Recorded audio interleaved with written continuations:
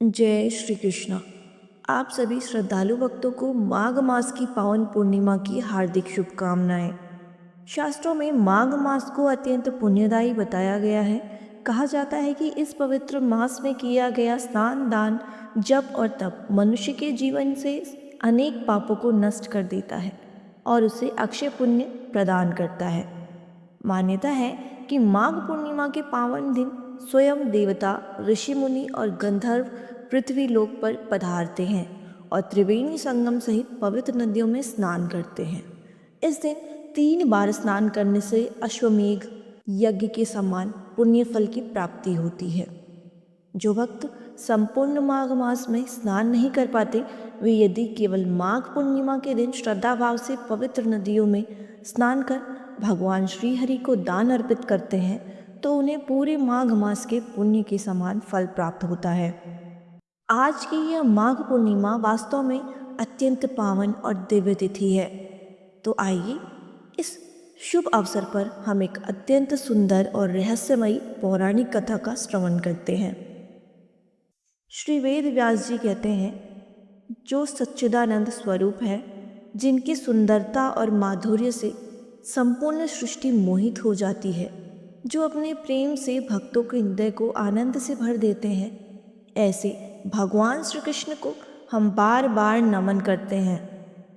एक समय नैमिषारण्य में श्री सूत जी गोस्वामी अपने आसन पर विराजमान थे। तभी शौनक आदि ऋषियों ने उन्हें प्रणाम कर प्रश्न किया, हे सूत जी, जब धर्मराज युधिष्ठिर ने व्रजनाभ को मथुरा का और परीक्षित महाराज को हस्तिनापुर का राजा बनाकर हिमालय की ओर प्रस्थान किया, तब आगे क्या हुआ? सूत गोस्वामी बोले, जब पांडव स्वर्गारोहण हेतु हिमालय चले गए, तब एक दिन सम्राट परीक्षित मथुरा पहुंचे। उनका उद्देश्य था वज्रनाभ से भेंट करना। जब वज्रनाभ को यह समाचार मिला तो वे आनंद से भर उठे। वे स्वयं नगर के बाहर जाकर परीक्षित महाराज का स्वागत करने पहुंचे, प्रेम पूर्वक उन्हें प्रणाम किया और राजमहल ले आए। परीक्षित महाराज भगवान श्री कृष्ण के परम भक्त थे। उनका मन सदैव श्री कृष्ण के चरणों में लीन रहता था। उन्होंने व्रजनाभ को प्रेम से गले लगाया और अंतःपुर में जाकर सभी रानियों को प्रणाम किया। कुछ समय विश्राम के बाद परीक्षित महाराज ने कहा, हे वज्रनाभ, आपके पिता और दादा ने मेरे कुल की अनेक बार रक्षा की है। यह सुनकर वज्रनाभ बोले, महाराज, यह सत्य है। आपके पिता से मुझे धनुर्वेद की शिक्षा मिली। उन्हीं की कृपा से आज मैं इस राज्य का संचालन कर पा रहा हूँ। किंतु मेरे मन में एक चिंता है। यद्यपि मैं मथुरा का राजा हूँ, फिर भी यहाँ चारों ओर निर्जन वन दिखाई देता है।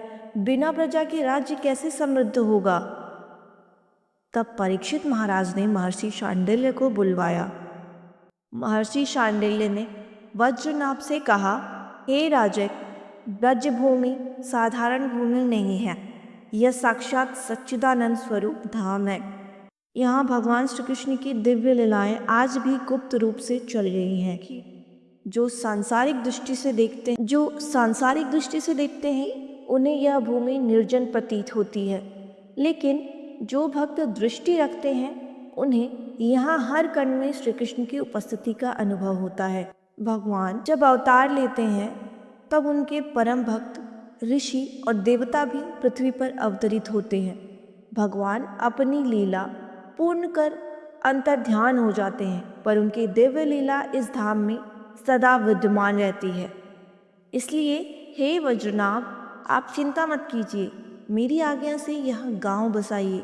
भगवान की लीला स्थलियों गोवर्धन गोकुल, महावन, नंदग्राम, बरसाना, मथुरा, इन सभी पवित्र स्थलों की सेवा कीजिए। सरोवर, घाट, कुंजवन और पर्वतों की रक्षा कीजिए। ऐसा करने से आपकी प्रजा भी समृद्ध होगी और आपका राज्य भी वैभवशाली बनेगा।